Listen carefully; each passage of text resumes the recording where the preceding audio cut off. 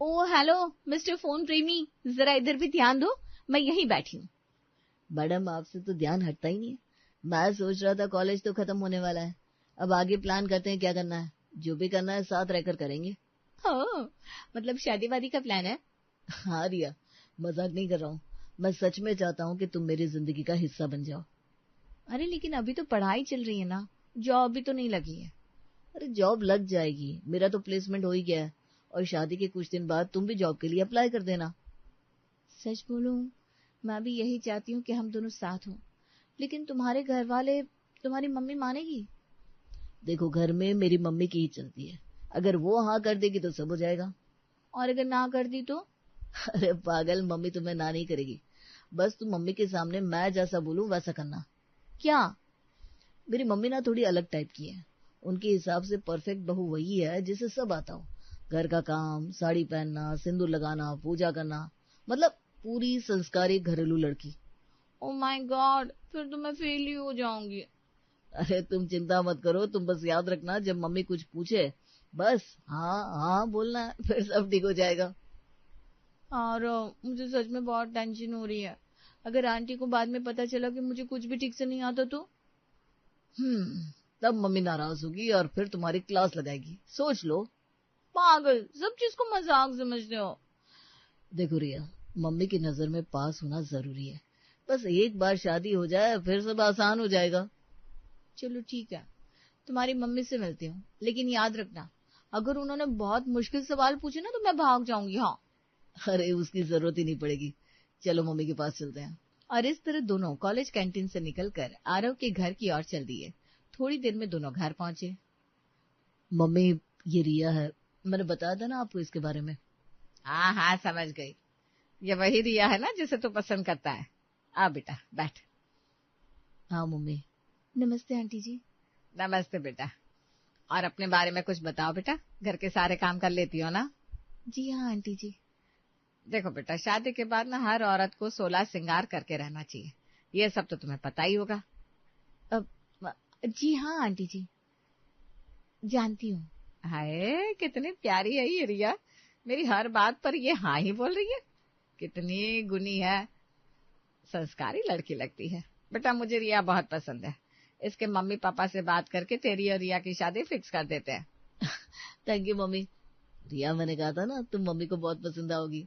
सरला को रिया बहुत अच्छी लगी। कॉलेज खत्म होने के बाद रिया की शादी आरव से हो गई। रिया अब सरला के घर की बहू थी। अगले दिन रिया तैयार होकर आई, तभी सरला ने कहा, कैसे कपड़े पहने हैं तुमने बेटा? मतलब तुम्हारी अभी नई नई शादी हुई है, लोग क्या कहेंगे तुम्हें देखकर? मतलब मम्मी जी, मैं समझी नहीं। मुझे ये ड्रेस कंफर्टेबल लगी तो मैंने पहन ली, दुपट्टा भी वेयर किया है मम्मी जी, फिर क्या प्रॉब्लम है? ना ना बेटा, वो बात नहीं है। अब देख, पड़ोस वाली जो मीनू आंटी है ना, उनकी बहू जब नई नई शादी होकर आई थी, इतना भारी भारी साड़ी सूट पहनती थी, क्या बताऊं, एकदम नई नवेली दुल्हन लगती थी। बेटा नई नई शादी में कुछ दिन ऐसे ही रहना चाहिए।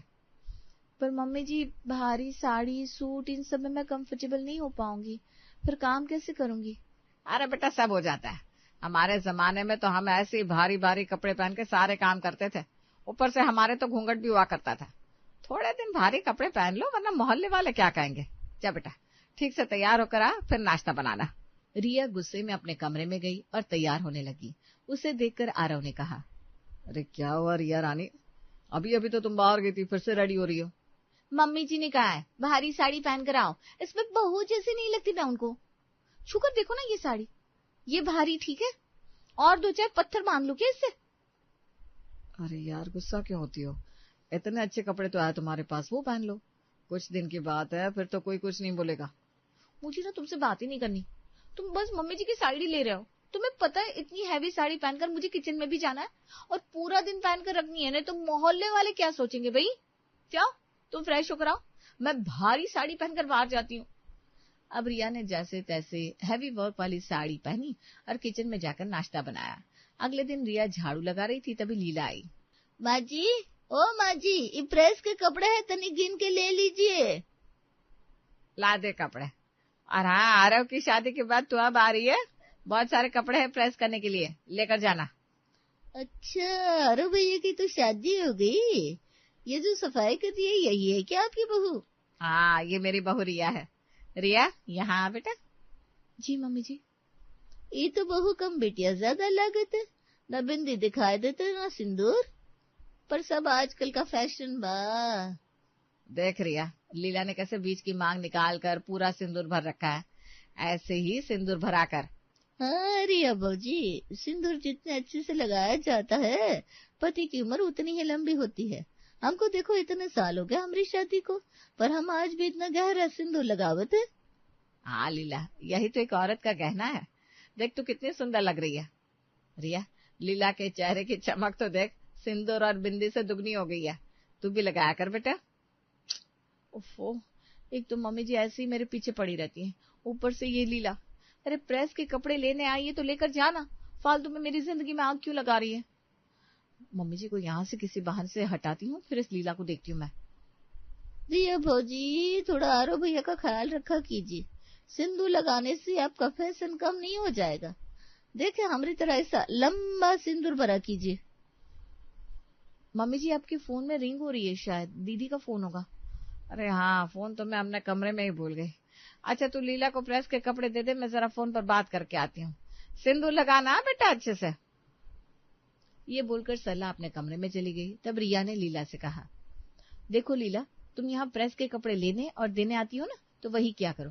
किसी के घर में आग लगाने की कोशिश की ना तो मुझसे बुरा कोई नहीं होगा। आगे से ज्यादा मेरी सास के सामने चू चप्पड़ की ना तो यहाँ से तुम्हारा हुक्का पानी ही बंद करवा दूंगी। एक तो मेरी जिंदगी वैसे ही झंडू रखी है, ऊपर से एक ये आई है आग लगाने। अरे भाऊजी नाराज मत होइए, हम तो बस ऐसे ही बात कर रहे थे। आपको ना ही पसंद तो आगे से ना ही करेंगे। लाइए प्रेस के कपड़े दीजिए, फिर हम जाते हैं, बहुत काम है हमका। ये लो कपड़े, 5 पैंट है, 3 शर्ट है और 8 साड़ियां, सब सही से प्रेस करके देना। जाओ अब। हाँ हाँ जाते हैं, राम राम।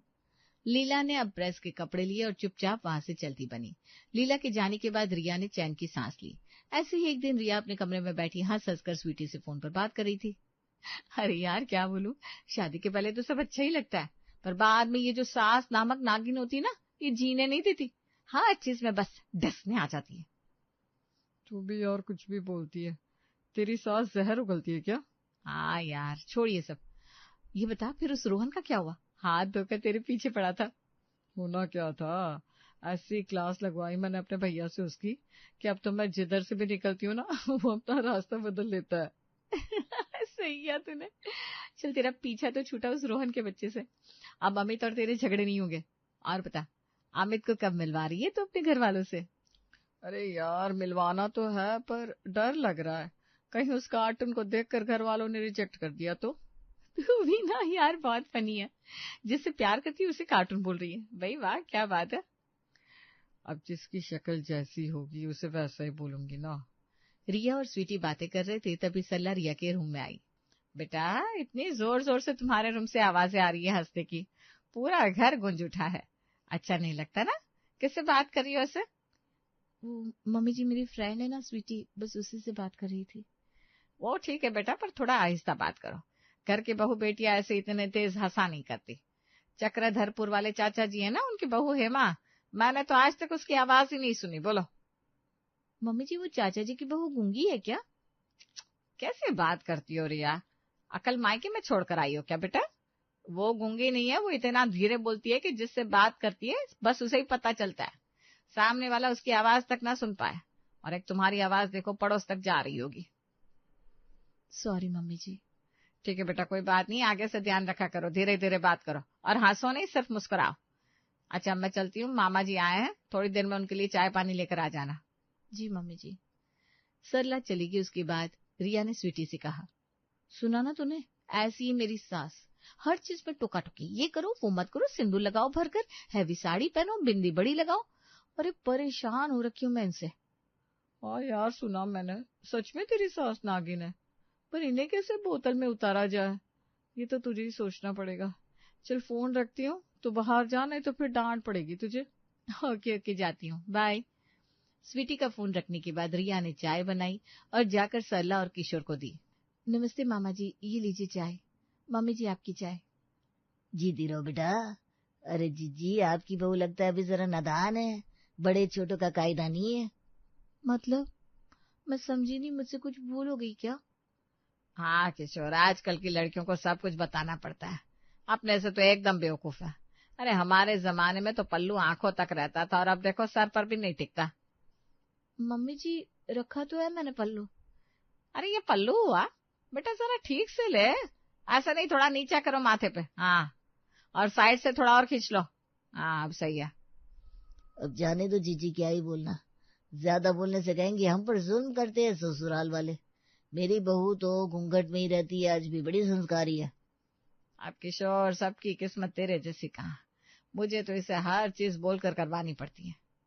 अरे अब जा रिया, यहाँ क्यों खड़ी है, चाय दे देना, तेरा काम हो गया, जा। सरला और किशोर की बातें सुनकर प्रिया को बड़ा गुस्सा आ रहा था। वो चुपचाप वहां से अपने कमरे में आ गई। अब तो बस यही बाकी रह गया है, कल को मम्मी जी कहेगी बहू सांस लो तो ऐसे लो, छींक आ रही है तो भी पूरे संस्कार से छींक आनी चाहिए भाई। भगवान, मुझे पता होता आरव की मम्मी ऐसी है तो मैं उससे ब्रेकअप कर लेती, पर शादी तो कभी नहीं करती।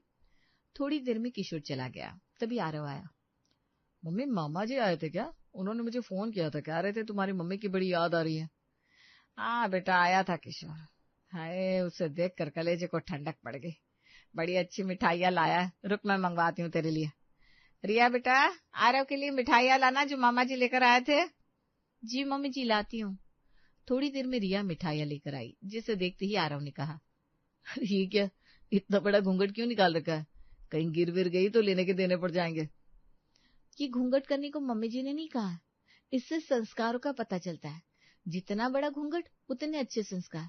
मम्मी जी मैं क्या कहती हूँ, कल से ना मैं अपने आप को चद्दर में लपेट कर घूमूंगी, कुछ नहीं दिखेगा। क्या मम्मी, आप भी? इतना बड़ा घूंघट आजकल कौन लेता है? मैं कुछ बोलता नहीं, इसका मतलब कुछ भी क्या? अरे नहीं बेटा, मैंने तो बस इसे जरा सा पल्लू करने को कहा था मामा जी के सामने। इस दही गज भर का घूंघट तान लिया तो मैं क्या करूं? हाँ मम्मी जी, मैंने कंप्यूटर साइंस में बीटेक बस घूंघट ओढ़ने के लिए तो किया है। डोंट वरी मम्मी जी, मैं ये भी मैनेज कर लूंगी। अरे नहीं नहीं रिया, मैं कह रहा हूँ हटाओ इस घूंघट को। चलो तुम रेडी हो जाओ, आज मनीष के घर पर गेट टुगेदर है। मम्मी, मैं रिया को लेकर जा रहा हूँ, रात का खाना हम बाहर ही खाएंगे। हाँ बेटा ले जा, वैसे भी मेरी कहाँ चलती है। बस रिया बेटा, अभी शादी को कुछ ही दिन हुआ है, अच्छी सी साड़ी और थोड़े जेवर पहनकर जाना, ऐसे ही मत चली जाना, हमारी भी समाज में कुछ इज्जत है भाई। रिया आरव के कमरे में जाती है। जैसे ही आरव कमरे में पहुंचता है, रिया कहती है, अरे यार, अब फ्रेंड्स के यहाँ कौन इतने भारी कपड़े और भारी भारी जेवर पहन के जाता है। अब मम्मी का मन है तो क्या बोलूं, पहन लो ना कुछ जेवर, क्या प्रॉब्लम है? देखो आरव, तुम्हें जाना है तो जाओ, मैं नहीं जाऊंगी ऐसे कार्टून बनकर किसी के यहाँ। तुम्हें तो मम्मी कुछ कहेगी नहीं कि भाई जाओ शेरवानी पहनकर, अभी नई नई शादी हुई है। अरे मेरे पीछे क्यों पड़ी है? रिया, तुम्हें जो करना है करो, ये मम्मी ने भी आफत मचा रखी है। ये सारी बातें मम्मी जाने तुम जानो, मुझे इसमें मत घसीटो। मैं जा रहा हूँ मनीष के यहाँ, तुम बैठो यहाँ। ये कहकर गुस्से में आरव तैयार होकर चला गया। तभी रिया ने मन में कहा, अब बात हो गया, पानी सर से ऊपर जा रहा है, अब तो मुझे ही कुछ करना पड़ेगा। मैं और ये सब नहीं झेल सकती। क्या लाइफ थी मेरी और क्या हो गई। रिया बुरी तरह परेशान थी, पर सरला को कोई फर्क नहीं था। वो तो वैसे ही हर बात पर रिया को टोकती। एक दिन सरला ने रिया से कहा, रिया बेटा, मैंने आज शाम को घर में छोटी सी पार्टी रखी है, ताकि तुम सभी को जान पहचान लो और हमारे रिश्तेदार और मोहल्ले वाले भी देखे मेरी बहू आखिर कैसी है। तो बेटा सही टाइम पर एकदम सज धज कर तैयार हो जाना। हाँ जी मम्मी जी। अच्छा बेटा, सिंदूर अच्छे से लगाना, और ये बिंदी तुम्हारी दिखाई नहीं देती, मुझे चश्मा लगा कर देखना पड़ता है, थोड़ी बड़ी लगाना। अच्छे से गहने भारी साड़ी पहनकर तैयार हो जाना। मम्मी जी आप फिक्र मत करिए, आप बिल्कुल जैसा चाहती हैं वैसे ही रेडी हो जाऊंगी मैं। ऐसा कहकर रिया जाकर खाना बनाने लगी और सरला पार्टी की तैयारी में लग गई। इसी तरह शाम के 5 बज गए, मेहमान आने शुरू हो गए। अरे सरला जीजी, पार्टी तो बड़ी अच्छी अरेंज की है तुमने, पर जिसके लिए पार्टी रखी है वो काहे दिखाई नहीं दे रही।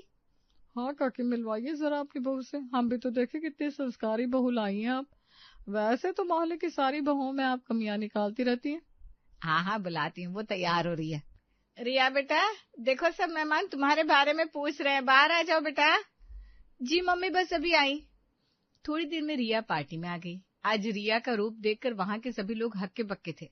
कुछ लोगों की तो हंसी भी निकल पड़ी। हे भगवान रिया, ये क्या हाल बना रखा है अपना, तुम्हारे अंदर कोई भूत पिशाच ने डेरा जमाया है क्या? पूरे मुंह पर सिंदूर क्यों लगाया है? मम्मी जी आपने जैसे कहा था बस वैसे ही तो रेडी होकर आई हूँ। ये देखिए, फुल स्लीव्स ब्लाउज के साथ भारी साड़ी है।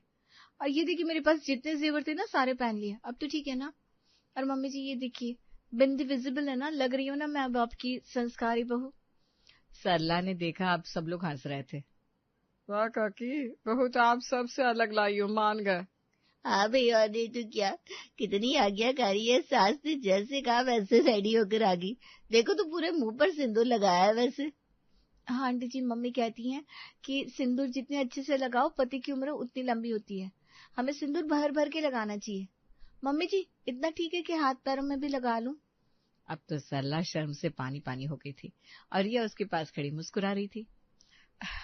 मेरी बहू ना बड़ी मजाक किया है। रिया बेटा तू जैसे तैयार होती है ना वैसे होकर आ जा। अब से मैं तुझसे कुछ नहीं कहूंगी, बस तुझे जैसे रहना है वैसे रहना, तुझे जो करना है वो करना। पर बेटा अभी ये सब उतार दे, मैं तेरे हाथ जोड़ती हूँ। और सिंदूर तेरा मन हो तो लगा, ना मन हो तो मत लगा। ठीक है मम्मी जी, मैं अभी आती हूँ। रिया थोड़ी देर में तैयार होकर पार्टी में आ गई। अब रिया बहुत सुंदर लग रही थी। हाँ, उसने सिंदूर लगाया था पर चुटकी भर। सरला को भी अब सबक मिल चुका था, उसने अब टोका टाकी से तौबा कर ली थी।